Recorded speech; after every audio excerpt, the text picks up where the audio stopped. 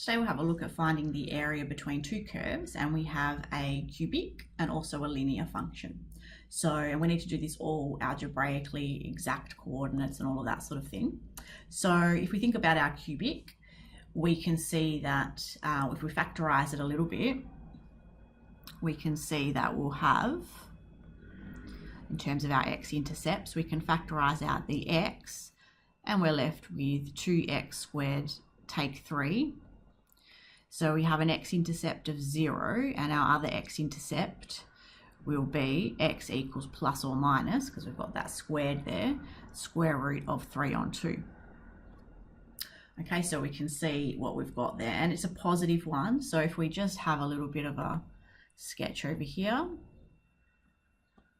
in terms of our cubic, we can see that we'll have something like this, but a little bit more symmetrical. Then in terms of our line, of course, we know that also goes through 0, 0.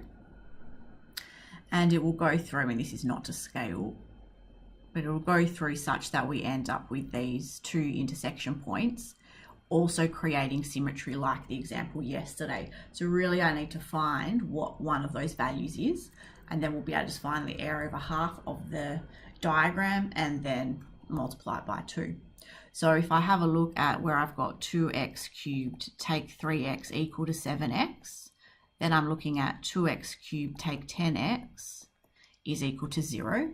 And I can factorize out 2x, leaving me with x squared take 5.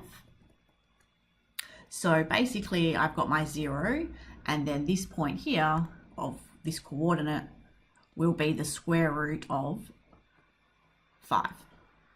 Okay, and obviously the other one is the negative. So now to find the area trapped between, I can do the area of the top curve.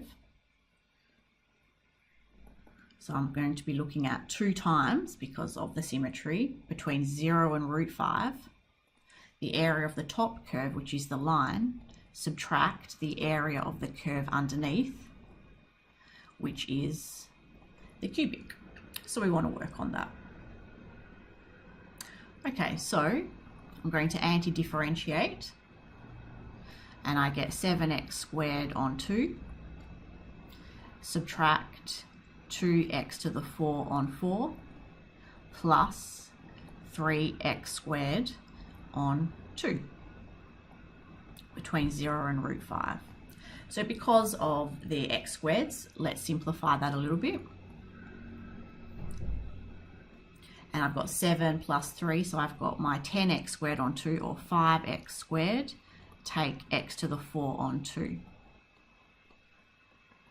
And so now that I've done all that, I just need to work on my substitution.